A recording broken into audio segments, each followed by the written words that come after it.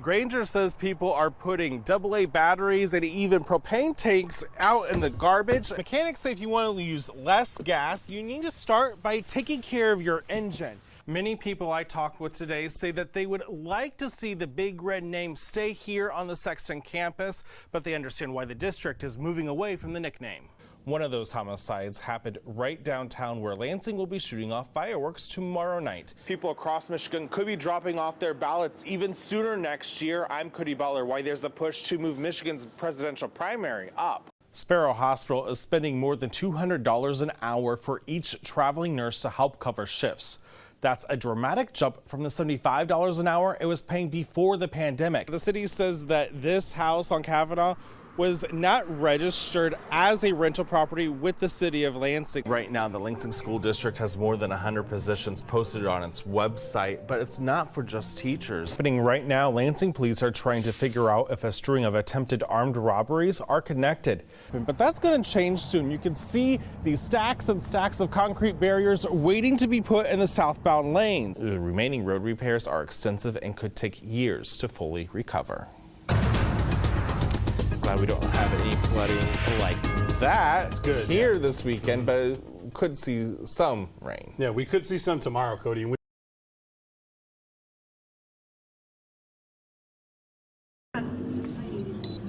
are cars doing burnouts at Cedar and Lowe's. Someone could get hit, someone could get hurt. They're really gonna hurt somebody. I mean, we have laws in place for a reason. People are worried someone is going to get hurt on Lansing streets thanks to street racers. We don't know what to do. I've been sitting in the parking lot the whole time because more of them started spewing over here when I finally got to get through.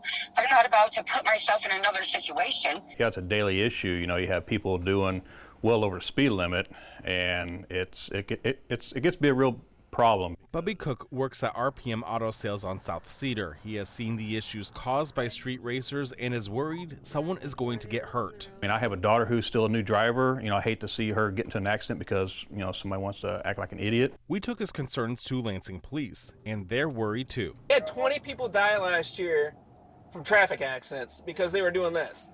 One dude we picked up for over 200 yards. Everyone needs to start clearing out or you're going to be trespassed and we will take you to jail, tow your cars. This is dash cam video of Lansing police breaking up a gathering at the U-Haul parking lot back in May. One person was arrested and 8 others were ticketed. This has been an issue in the capital city for years. And Lansing Police Chief Ellery Soulsby says it's only gotten worse since the pandemic started. Then the streets were fairly empty. They turned into racetracks. Chief Soulsby is trying to find ways to get people to slow down, and part of that solution is community policing. It's not always the best solution to have the chief of police or a police officer be the one that says you need to slow down and drive safe. It's the people that have a little bit more credibility within the groups of these car groups. And we want to just bridge that gap and create that relationship with the community, the police. Lansing police are partnering with groups like Capital City Mopar.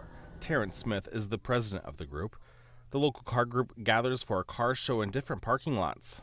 We just don't want any accidents. We don't want to see anyone get hurt. I'm gonna be honest, it's a lot of fun, but it's dangerous when you do it in a setting that way to where people are recording and are getting too close. You can see the skid marks here at the old Stock and Field on Edgewood Boulevard. The street racers gathered here for most of the summer, and Smith says he has a direct line to officers to get here right away if things get out of hand. If you want to do that with your car, we understand your car is a high-performance car and you have a really nice car, but we'd rather you take it to the track to run that vehicle the way that it's supposed to be ran. And Cook is hoping the people will think about how their actions could affect others on the road. There's people out here with families. There's people trying to make it home, people trying to make it to work, and they, you know, I hate to see something happen to them just because somebody wants to do something stupid.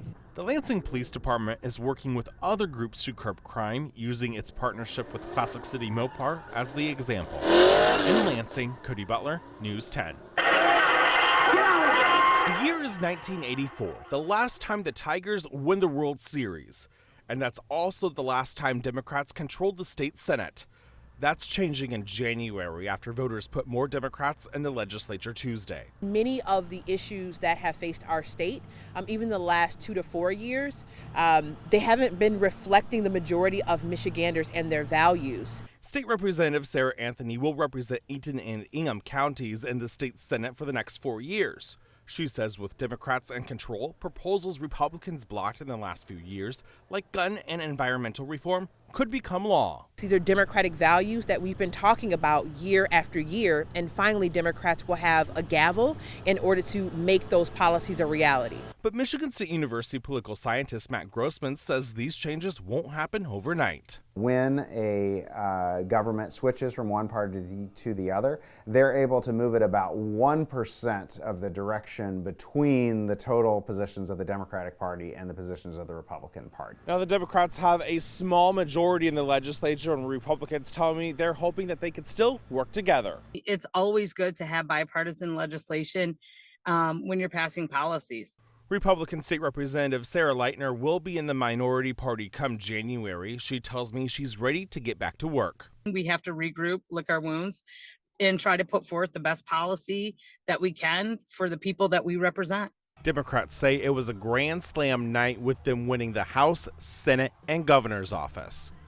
In Lansing, Cody Butler, News 10. I'm very surprised.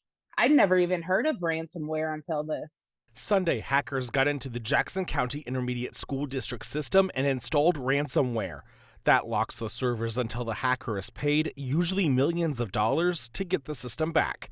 Every public school in Jackson and Hillsdale County has been closed since Monday because of it. And I would really appreciate the district to let us know what kind of information about our kids was shared with whoever sent the ransomware. This parent with students at Michigan Center says she's worried about the cyber attack. You would think that they could still go to school and do stuff on paper like we used to. I tried talking with Jackson Public Schools and all the other schools of the county. They wouldn't go on camera, but they tell me part of the problem is that the key fob access is affected by this cyber attack, and so are the phone lines. They also don't want to risk having devices ping onto the Wi-Fi network. Experts say schools are becoming victims of ransomware more often. Researchers at Kaspersky, a global cybersecurity company, found most parents support paying ransom to get technology systems back.